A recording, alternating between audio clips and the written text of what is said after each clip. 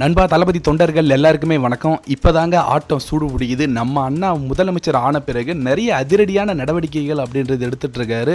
அப்படி தான் வந்து அந்த கிட்னி திருட்டு அப்படின்றது வந்து தமிழ்நாட்டையே உலுக்கி இருக்குங்க. நிறைய ஏழைகள் வந்து காசு பிரச்சனையால் தன்னுடைய கிட்னியை விற்று அதை நிறைய பேர் முறைகேடு பண்ணி கேவலமான விஷயங்கள் வந்து பண்ணியிருக்காங்க. அது கடந்த 4 மாதமாக வந்து மிகப்பெரிய அளவில் வந்து திமுக ஒரு பேக் ஃபயரை மாற்றி இதில் யாரோட பெயர் வந்து ரொம்பவே அடிபட்டதுன்னா பிக் பாஸ் ஜூலியோட பேர் அப்படின்றது அடிபடுது.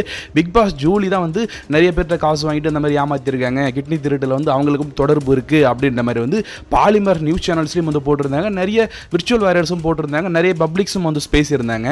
ஆனால் தளபதி மேலே உள்ள வன்மத்தில் திமுக காசு வாங்கிட்டு தளபதிக்கு எதிராக வந்து ஜூலி பேசிட்டு இருந்துச்சு. அதுவே மிகப்பெரிய பேக் ஃபயர் அதுக்கும் ஆச்சு. அதனாலேயே நிறைய விமர்சனமும் ஜூலி மேலேயும் வந்துச்சு. ஆனால் அது கனவுல கூட நினைச்சிருக்காது தளபதி விஜயோட தாவேக்கா அப்படின்றது வந்து ஆட்சி அமைக்கும், தளபதி விஜய் முதலமைச்சர் ஆவார். ஆன பிறகு வந்து மிகப்பெரிய ஆப்பு வந்து நமக்கே அடிப்பாருன்னு வந்து எதிர்பார்த்திருக்காரு. அப்படிதான் நடந்திருக்கு. என்ன விஷயம் அப்படின்னா, நம்ம தளபதி விஜய் அதிரடியான நடவடிக்கைகள் நிறைய எடுத்துட்டு இருக்காருன்னு சொன்ன இல்லைங்களா. ஸோ அருண்ராஜ் அவர் தான் வந்து சுகாதாரத்துறை அமைச்சராக இருந்துட்டு இருக்காரு. இந்த ஹாஸ்பிட்டல் சம்மந்தப்பட்டது இந்த கிட்னி முறைகேடு பற்றி அவர் தான் விசாரிக்க போறாருன்றது தெரிஞ்ச விஷயம் தான். நம்ம தளபதி விஜய் வந்து ஆட்சிக்கு வந்து சொன்ன விஷயம் என்னன்னா, அந்த கிட்னி திருடை வந்து ஃபர்ஸ்ட் விசாரிங்க. ஏன்னா அது மிகப்பெரிய அளவில் வந்து பொதுமக்கள் பாதிக்கப்பட்டிருக்காங்க, ஏழைகள் வந்து நிறைய பேர் பாதிக்கப்பட்டிருக்காங்க.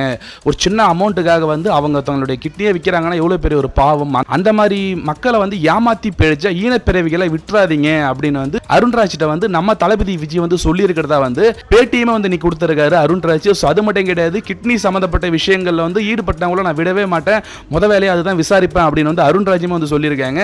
ஏற்கனவே வந்து ஜூலி பேர் அடிபட்டு இருக்கு. அதனால இந்த கிட்னி திருட்டு போலீஸ் விசாரணை எல்லாம் நடக்கும்போது யார் என்னென்ன தப்பு பண்ணியிருக்காங்கன்ற உண்மை நிலவரம் தெரிய வரும். இதை பத்தி நீங்க என்ன நினைக்கிறீங்க கமெண்ட்ஸ்ல சொல்லுங்க. சப்ஸ்கிரைப் பண்ணாதான் சப்ஸ்கிரைப் பண்ணுங்க. தேங்க்யூ.